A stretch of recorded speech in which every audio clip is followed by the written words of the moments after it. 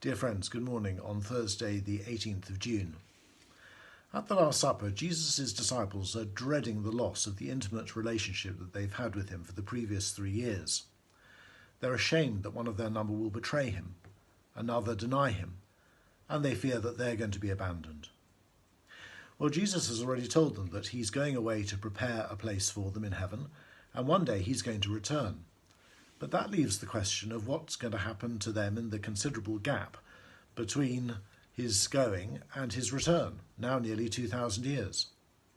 The wonderful news that Jesus gives in the next section of John chapter 14 is that he is going to send the Holy Spirit.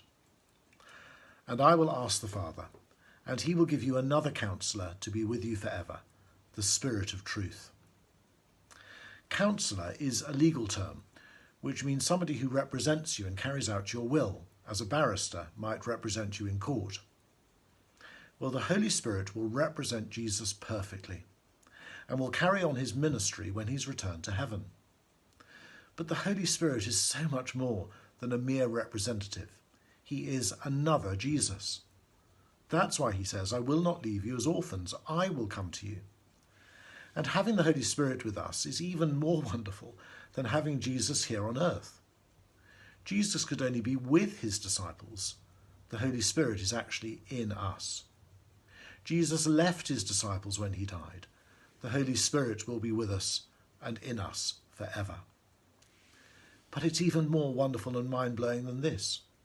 For when the Holy Spirit comes into our hearts, when we love and obey Jesus, not only does Jesus come to us, but God the Father comes into our lives as well.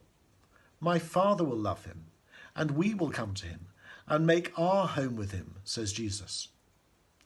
That means that believers in Jesus have all three persons of the Trinity living in them permanently, the Father, the Son, and the Holy Spirit. They come to us, and they invite us into their relationship of eternal love.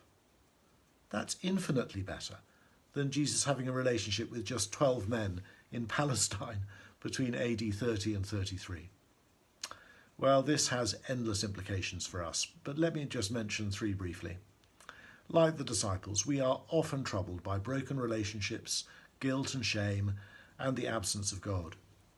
Well, if you feel starved of close, loving relationships, know that you have an intimate relationship with the Father who created you, who loves you more than you will ever know, and who will never abandon you, whatever may happen to your family and friends.